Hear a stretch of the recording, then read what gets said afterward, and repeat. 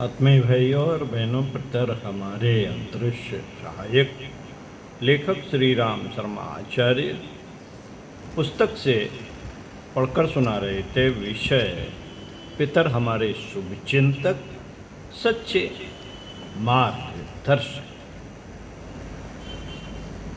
पृष्ठ 79 से पढ़कर सुनाते हैं। अदृश्य शक्तियों का परोक्ष सहयोग। आइए सुनते हैं। राजस्थान प्रांत के जैसलमेर के पश्चिमी रेगिस्तानी इलाके में अनेकों प्रकार के खतरनाक सर्प पाए जाते हैं। उनमें सबसे भयंकर तथा विषधर सर्प है पीना। पीना कहते हैं यह सर्प रात को निकलता है तथा सोए हुए आदमी के सीने पर सवार हो जाता है। नाक के समीप सटकर मनुष्य द्वारा छोड़ी गई सांस को पीता है और अपनी जहरीली सांस छोड़ता है। उसकी सांस इतनी विषैली होती है कि सांप के चले जाने के बाद उस आदमी के गले में जहरीला फोड़ा हो जाता है। कुछ दिनों में फोड़े के फटते ही आदमी की भी मृत्यु हो जाती है। इस सर्प की चमड़ी रबड़ जैसी होती है तथा लाठियों के प्रहार से भी नहीं मरता। सूर्य के प्रकाश में यह अंधा हो जाता है। अमरीकी संग्रहालयों में भी पीना सर्प रखा गया है। 6 नवंबर 1978 को जैसलमेर के भैरव ग्राम में एक ऐसी ही घटना घटित हुई जो अदृश्य सत्ता के प्रत्यक्ष सहयोग का प्रमाण देती है। उक्त गांव के एक सहायक कृषि अधिकारी सरकारी फार्म में कार्यरत थे। हनुमान जी के वे परम भक्त थे। ईश्वर के प्रति उनकी अटूट आस्था थी। एक दिन अपने फार्म का निरीक्षण करते घूम रहे थे। पेड़ पर उन्होंने देखा कुछ बंदर उछल कूद मचा रहे थे। यकायक बंदरों के पास से निकलते हुए एक आवाज सुनाई दी, सांप से बचना। चौंक कर उन्होंने ऊपर देखा किंतु कुछ नहीं दिखाई दिया। एक बंदर अवश्य पेड़ पर बैठा था। अधिकारी ने मन का भ्रम समझकर भुलाने की चेष्टा की किंतु उस चेतावनी का डर तो बना ही रहा। रात्रि को जब अधिकारी महोदय सोने का प्रयास कर रहे थे, इसी बीच उन्हें अपने शरीर पर कुछ रेंगती हुई चीज मालूम पड़ी। तेजी से बिस्तर से उठ खड़े हुए रेंगती हुई चीज नीचे पड़ी। बगल में रखी टार्च जलाकर देखा तो सर्प था। सर्प था। बचाने के लिए चिल्लाने पर फार्म में सोए हुए अन्य कर्मचारी पहुंच गए। लाठियों से सर्प पर बारंबार प्रहार किया गया किंतु आश्चर्य कि सर्प नहीं मरा। कुछ लोग इस विचित्र सर्प से पूर्व से ही परिचित थे। उन्होंने बताया यह पीना सर्प है और लाठियों से नहीं मरता। तत्पश्चात भाले बल्लम के प्रहार से सर्प मर गया। सर्प की मोटाई 3 इंच तथा लंबाई 5.25 फुट थी। वजन इसका 13 किलो पाया गया। साथियों, ईश्वर की विशिष्ट कृपा का वर्णन करते उक्त अधिकारी महोदय ने बताया, सारी घटना एवं अदृश्य चेतावनी की बात सभी को बताई। उन्होंने कहा कि दी गई चेतावनी के कारण ही मुझे नींद नहीं आ रही थी। यदि सो जाता तो सर्प के जहर से बचना असंभव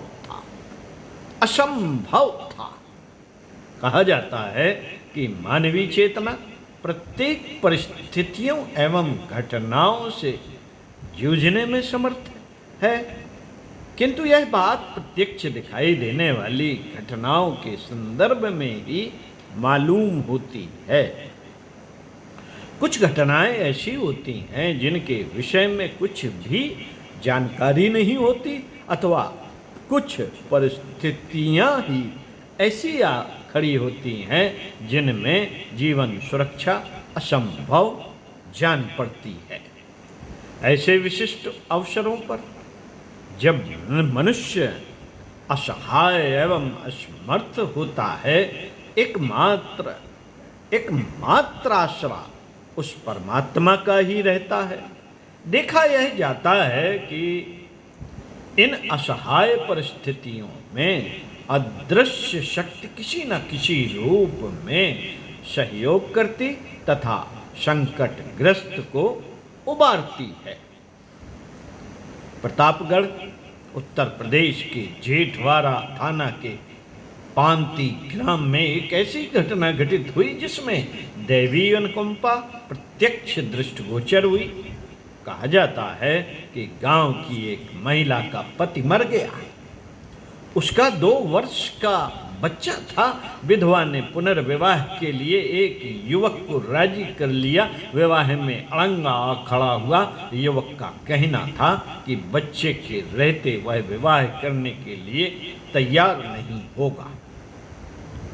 फलस्वरूप लड़की के माता पिता बच्चे को लेकर हत्या करने के उद्देश्य से एक खेत में ले गए।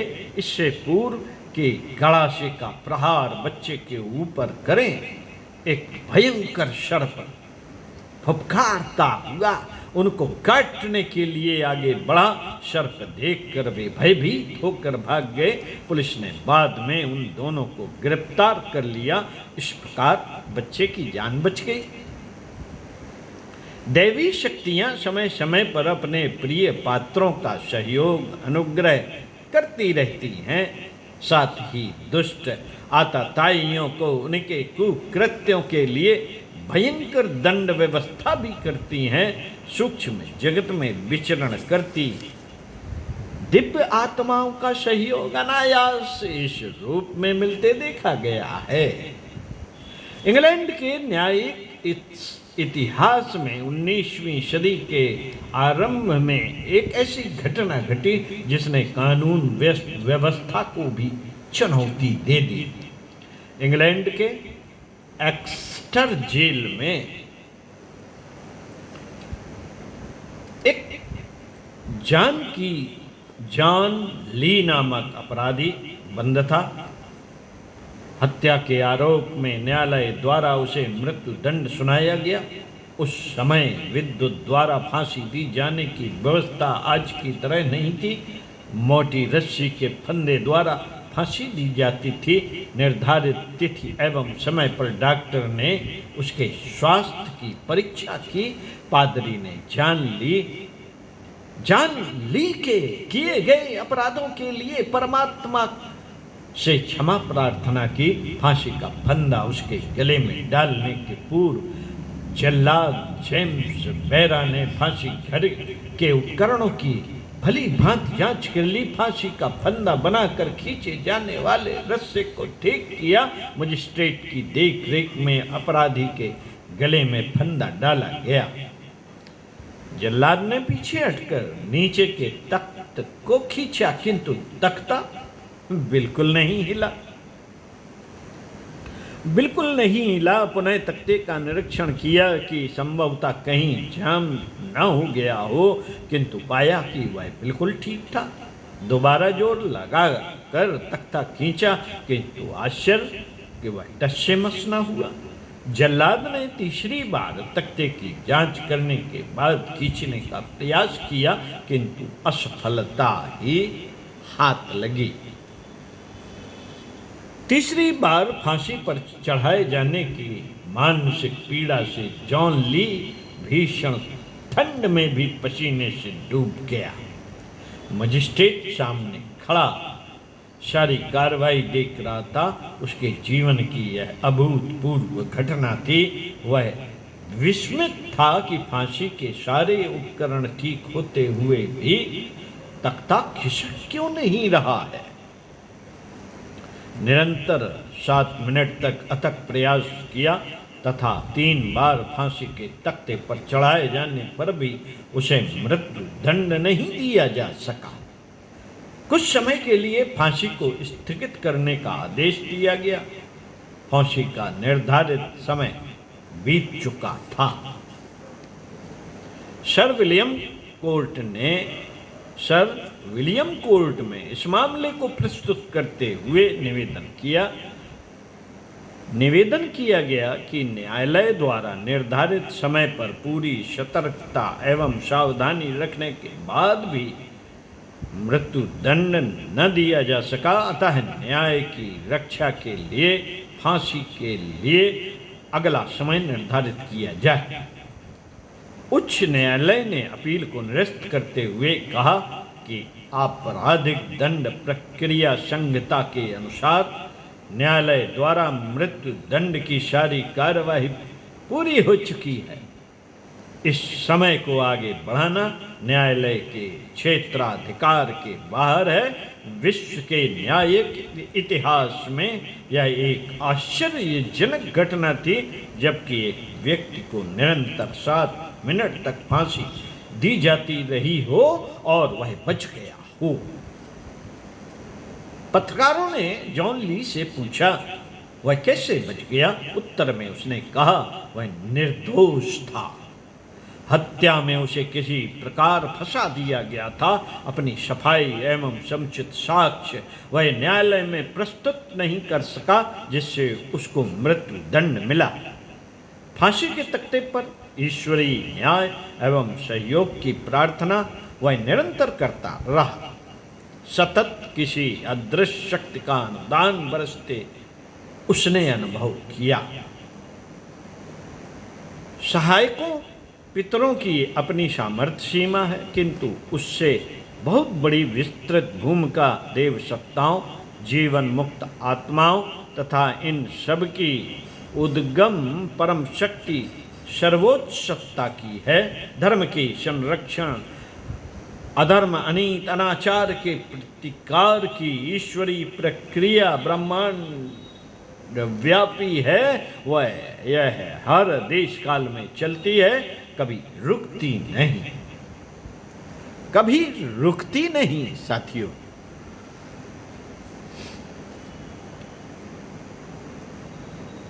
अन्यायकारी कौरव भरी सभा में द्रौपदी का चीर हरण करने पर तुले थे। अन्यायी कौरव भरी सभा में द्रौपदी का चीर हरण करने पर तुले थे। उस अनीत का प्रतिकार कोई नहीं कर रहा था। भीष्म, द्रोण जैसे विद्वान नीतिविद सिर झुकाए बैठे थे। वह असहाय अबला लुटी जा रही थी। परम सत्ता से यह न्याय नहीं देखा गया और उसने सहायता कर उसकी लाज बचाई। दमयंती बीहड़ वन में अकेली थी। उसका सतीत्व नष्ट करने व्याघ्र उसका सतीत्व नष्ट करने पर तुला था। सहायक कोई नहीं। उसकी नेत्र ज्योति में से भगवान प्रकट हुए और व्याध चलकर नष्ट हो गया। दमयंती पर कोई आँच नहीं आई। प्रहलाद के लिए उसका पिता ही जान का ग्राहक बन बैठा था। बचकर कहाँ जाए। खंबे में से नृसिंह भगवान प्रकट हुए और प्रहलाद की रक्षा हुई। घर से निकाले हुए पांडवों की सहायता करने, उसके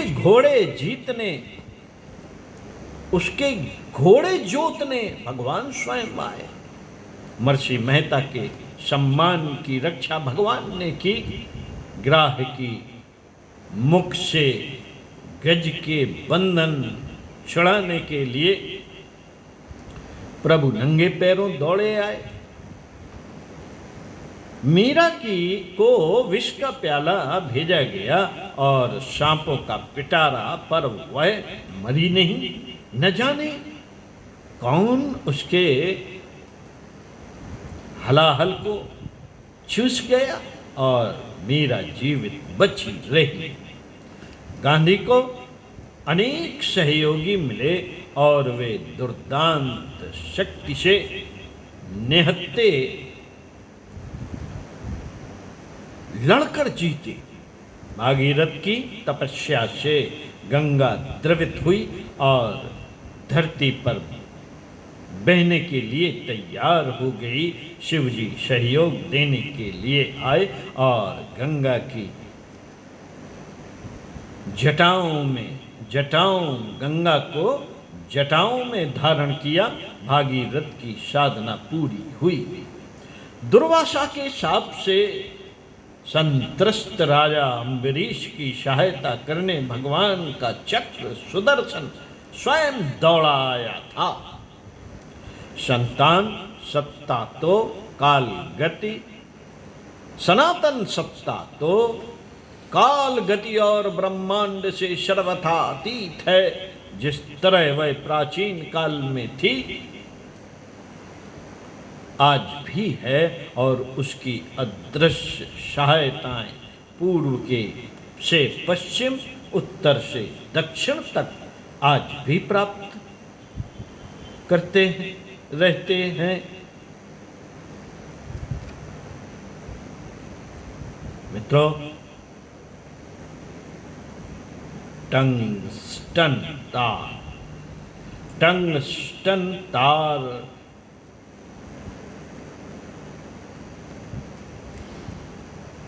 पर धन व ऋण विद्युत धाराओं के अभिव्यक्ति होने की तरह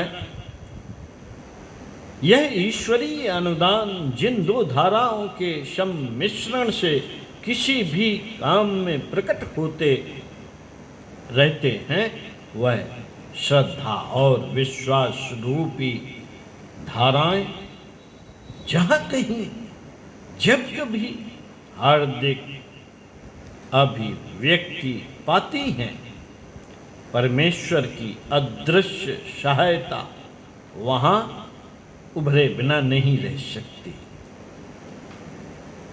पंडित श्री राम शर्मा आचार्य। साथियों, इसी क्रम को आगे बढ़ाते हुए आपको अगले वीडियो में पढ़कर सुनाएंगे इसी विषय से संबंधित अविज्ञात की अनुकंपा भी अदृश्य सत्ता का ही अनुदान।